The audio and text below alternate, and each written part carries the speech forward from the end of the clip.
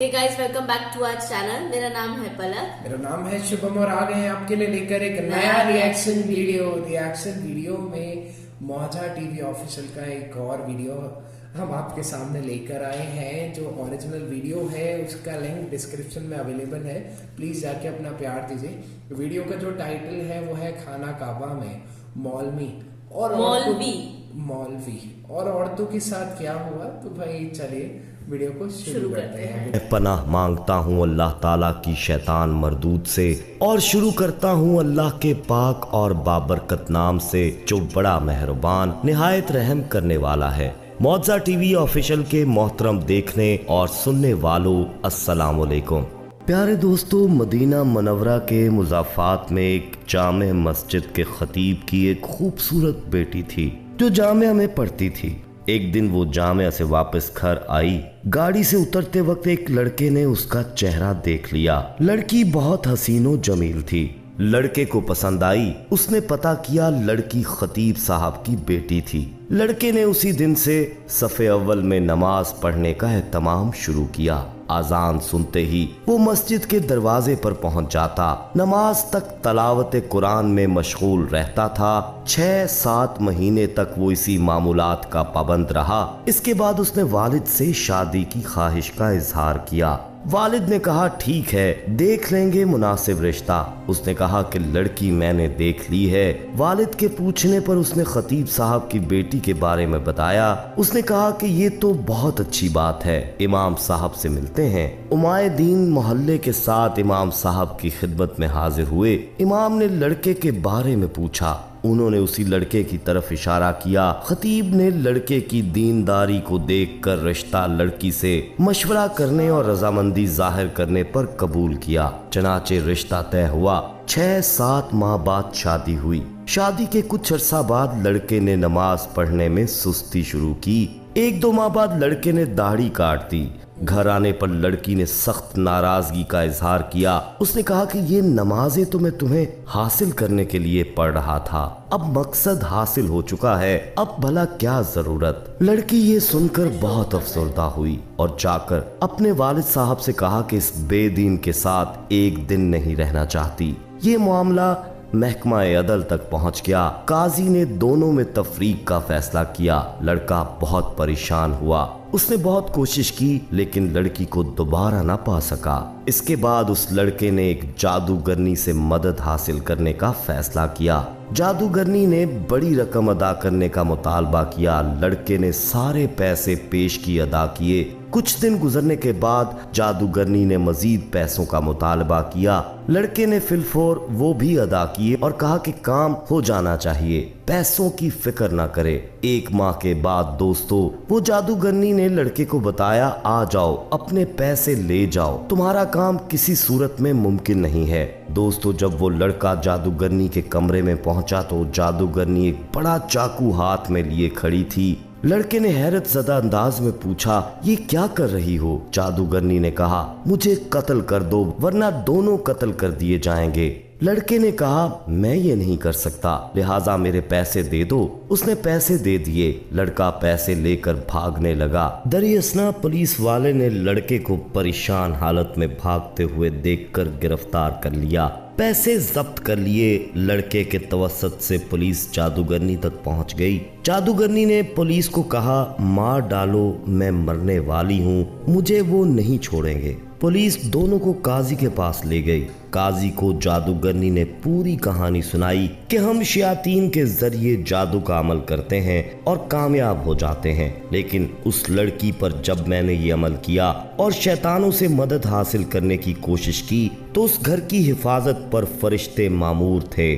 फिर मैंने दूसरा अमल किया, तब भी फरिश्ते मामूर थे, लेकिन पहले से तादाद में ज्यादा। इसके बाद मैंने रईसुल शयातीन से मदद लेने की कोशिश की। इस बार जब वो घर के पास गए तो वहाँ जिब्राइल अमीन खड़े थे। उस दिन के बाद से अब मुझे वो शैतानी ग्रोह मारने पर तुले हैं। काजी ये सब सुनकर हैरान हुआ और उसने खतीब साहब को बुलाया। जब इमाम साहब तशरीफ लाए तो उन्होंने पूछा कि क्या अमल करते हो कि फरिश्ते आपके घर की हिफाजत पर मामूर हैं। उसने पूछा क्यों, क्या हुआ, क्योंकि उसको पता भी नहीं था कि यहाँ क्या चल रहा है। जब उन्होंने इमाम साहब को पूरी कहानी सुनाई तो खतीब साहब ने कहा कि हमारे घर में सुबह रोजाना सूरह बकरा की तलावत होती है और जिस घर में सूरह बकरा की तलावत होती है उस पर जिन्नात और शयातीन का असर नहीं होता। नेक खानदान की हिफाजत के लिए अल्लाह पाक ऐसे इंतजाम फरमाता है। प्यारे दोस्तों, सूरह बकरा का पढ़ना बायसे बरकत व सवाब है। अहादीस मुबारका में इसकी बड़ी फजीलत मज़कूर है। चनाचे हदीस मुबारका में है कि रसूल अकरम सल्लल्लाहु अलैहि वसल्लम ने फरमाया, सूरह बकरा पढ़ा करो क्योंकि इसका पढ़ना बरकत है और इसका छोड़ना हसरत और बदनसीबी है और अहले बातिल इस पर काबू नहीं पा सकते। इमाम कर्तबी ने हजरत मुआज रज़ियल्लाहु तआला अन्हु से नकल किया है कि उस जगह अहले बातिल से मुराद जादूगर हैं, यानी कि मुराद ये है कि इस सूरत के पढ़ने वाले पर किसी जादू का असर नहीं होगा। नेज़ हजूर पाक सल्लल्लाहु अलैहि वसल्लम ने फरमाया, जिस घर में सूरह बकरा पढ़ी जाए शैतान वहां से भाग जाता है। एक और रिवायत में है कि रसूलुल्लाह सल्लल्लाहु अलैहि वसल्लम ने फरमाया, सूरह बकरा सनामुल कुरान और ज़ुरतुल कुरान है। सनाम और ज़ुरो हर चीज के आला अफजल हिस्से को कहा जाता है। इसकी हर आयत के नजूल के वक्त 80 फरिश्ते इसके जलू में नाजिल हुए।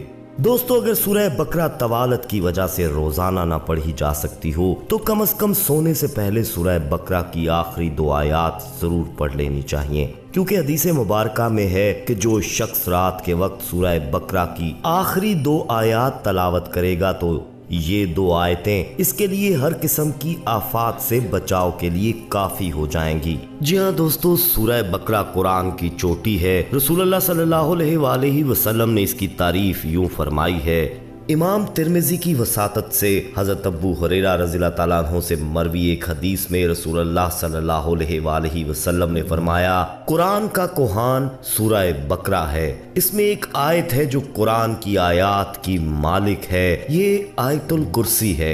दोस्तों, यहाँ ये बात काबिल तवज्जो है कि अगरचे सूरह बकरा कुरान का सरचश्मा है, लेकिन ये कुरान की बेहतरीन सूरत नहीं है। कुरान की सबसे अजीम सूरत सूरह फातिहा है। अगरचे सूरह कुरान के अंदर बेहतरीन सूरत नहीं है, लेकिन इसमें कुरान के अंदर बेहतरीन आयत मौजूद है और कुरान की बेहतरीन आयत आयतुल कुर्सी है। हर फर्ज नमाज के बाद आयतुल कुर्सी की तलावत करना, जो कि एक वक्त में 5 मरतबा है, आपको जन्नत के करीब तर रखता है। और ये बात इमाम निसाई की मदद से मरवी हदीस से मालूम होती है, जिसमें हजरत अब्बू इमामा रज़ियल्लाहु तआला अन्हु की रिवायत है कि रसूलुल्लाह सल्लल्लाहु अलैहि वसल्लम ने फरमाया, हर फर्ज नमाज के बाद आयतुल कुर्सी पढ़ने वाले को जन्नत में दाखिल होने से कोई चीज नहीं रोक सकती। और प्यारे दोस्तों, एक जैसी 2 आयात जिनके साथ सूरह बकरा खत्म होती है रात के वक्त, जिसमें आप इन्हें पढ़ते हैं तमाम बुराइयों के खिलाफ आपका दफा करते हैं। हजरत अब्बू मसूद रज़ियल्लाहु तआला अन्हु की रिवायत से इमाम बुखारी की तरफ से बयान करदा एक हदीस में रसूलुल्लाह सल्लल्लाहु अलैहि वसल्लम ने फरमाया, जो शख्स सूरह बकरा की आखिर की 2 आयात रात के वक्त पढ़ेगा वो इसके लिए काफी होंगी। इस तरह दोस्तों कोशिश करें कि वो आयात रात को पढ़ें और अल्लाह के फजल से आप उसी वक्त डरावने ख्वाबों और बुरी कार्रवाइयों से बच जाएंगे जब आप सो रहे होंगे। देखिए, यहाँ पर हमेशा ये रहता है कि जब आप भगवान को या अल्लाह को याद करते हैं, वो आपको हर किसी बुराई से, हर किसी चीज से बचाने की पूरी यहाँ पर कोशिश करते हैं। वही चीज यहाँ पर दिखाई गई है कि फॉल्स एक ट्रू आइडेंटिटी बनाकर उस लड़के ने, जो लड़की है उनसे निकाह किया, उसके बाद में जब उनको सच्चाई मिली तो उन्होंने उनको छोड़ दिया। छोड़ने के बाद में उन्होंने मतलब चाहा कि मैं जो लड़की हूँ उनको वापस से ब्लैक मैजिक के थ्रू, और ब्लैक मैजिक वालों ने तो खुद या हाथ खड़े कर दिए, बोले उनके घर पर तो खुद जो एंजल्स हैं वो पहरा देते हैं। तो बहुत ही खूबसूरत अलग तरीके का एक वाक्य हमें सुनने के लिए मिला। और जल्दी मिलेंगे जी नई वीडियो के साथ में। तब तक के लिए आप चैनल को सब्सक्राइब करें, वीडियो को लाइक करें और कमेंट करके हमें जरूर बताएं कि आने वाले समय में आप किस तरीके के वीडियोस देखना चाहते हैं और आपको ये वीडियो कैसा लगा। तो चलिए जल्दी मिलेंगे, अपना ध्यान रखिएगा, नमस्कार।